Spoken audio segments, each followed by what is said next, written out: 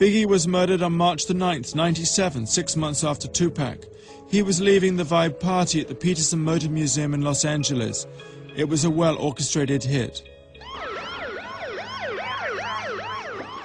You got to ask yourself one question. Why haven't these cases been solved? One reason that they were well orchestrated, well planned out, radios being used, communication, and it had to be experienced people doing this, which would lead you to believe that experienced police officers knew exactly what to do. Russell suspected police officer David Mack for orchestrating and organizing the hit using scanners and radios that were later found in his house. Officer Rafael Perez, Officer Mack's former partner and best friend, who was convicted for the sale of drugs, racketeering and falsifying evidence.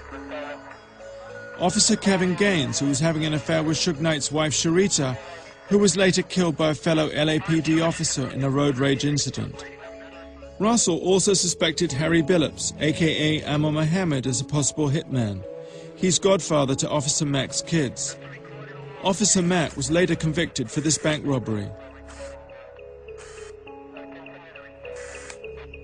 You had a witness in Biggie's entourage who identified David Mack as being at the Peterson Museum.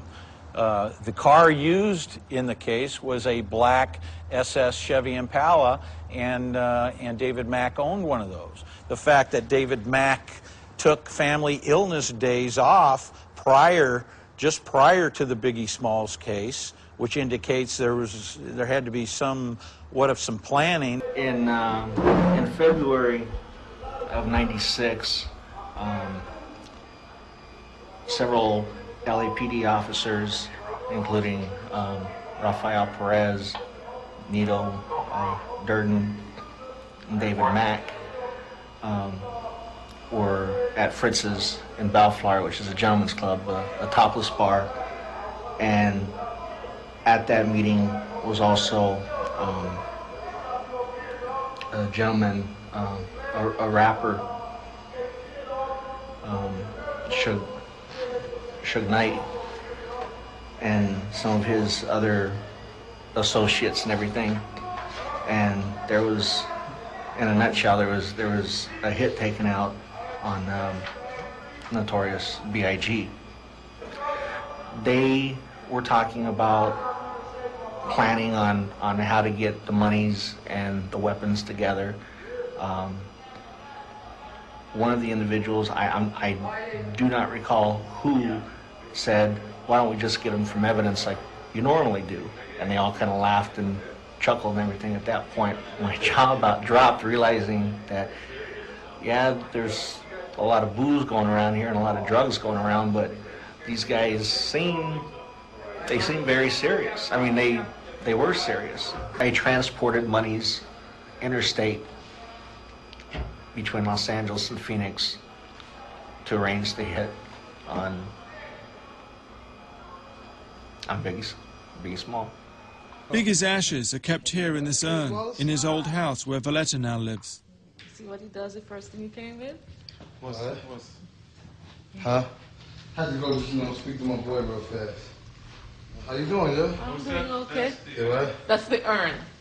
So every time he comes in, you gotta go over there and touch it. Yeah. So that's Christopher's little heart of everybody that, you know, he was associated and affiliated with. He meant a lot to my son, and those are my son's words. I asked Little C's where he was sitting in the car with Biggie. Yeah, I was right behind him. He was in the passenger seat, and I was right behind him in the back seat. I was right there. Yeah. And what did you see? I just seen the car just roll up and just start shooting in there. One dude in the car by itself. You know what I'm saying? I was sitting outside the window. You know, I was looking out the window, and the car just rolled up, stopped right there on the angle of us, and started shooting in the car. He only shot through Big door.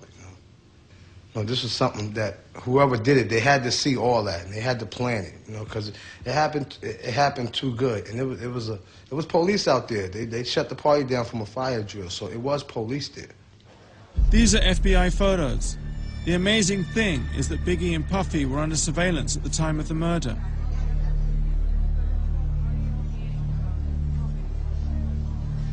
So did you see the FBI?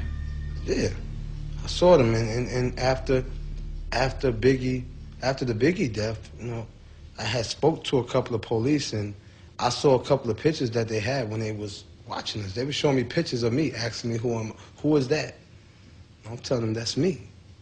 And they asked me, who is that? That's Biggie's best friend, D-Rock. That's it. So they were showing you? So they were showing us pictures when they was followers and this and that. And they showed us, they were showing old pictures that, you know, that was in this house, you know, that the police had in L.A. So, you know, I was thinking, like, God damn, you know, something real fishy is going on. Do you recognize any of these pictures here? That's not... This is the individual that... That one? This one right here. That one? Yeah.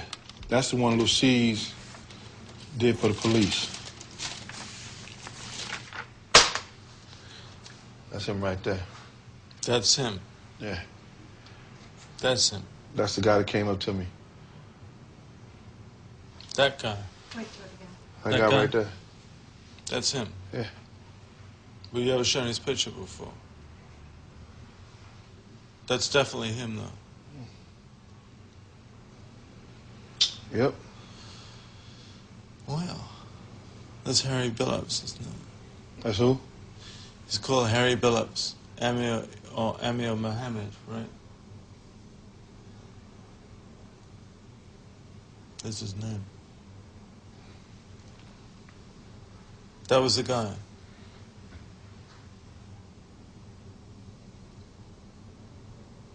You can really remember a face that well. Wow. You'd be surprised why.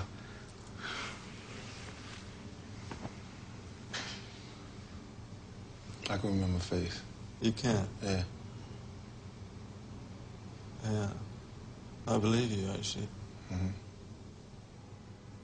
I had him to the T before P called me that morning. He said, a guy in the Nation of Islam shot Big. And I said, yo, dog, he had the blue suit, blue bow tie, white shirt, peanut head, receding hairline, brown skin. He was like, yeah, dog, how you know? I said, a nigga came up to me first. I said, he came to us first. He walked up the Puff van. And I got him off. And he was like, get the fuck out of here. I was like, yeah, straight up, for real. He came up there first. It's amazing the police never showed you that still picture before. Can't recall him? Nope. They never showed it to you before. They showed me a lot of other shit. You know what I'm saying? Hackey claims he was betrayed by the FBI. He wasn't given the promotion he was promised, and they then let him languish in jail. Hackey says he has the documents to prove his claims. No mail. No mail? So, did you manage to get those documents you mentioned? Yeah, I managed. Yeah, I told you I can get the documents. That's not an issue. My attorney's working on a thing. I'm working on something. See, once... Are we on tape? No. Wait. What's so amazing about these documents?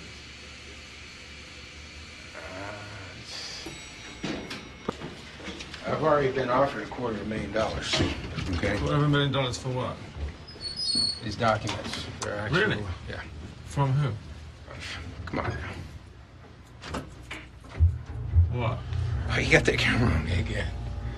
$250,000, that's a lot of money.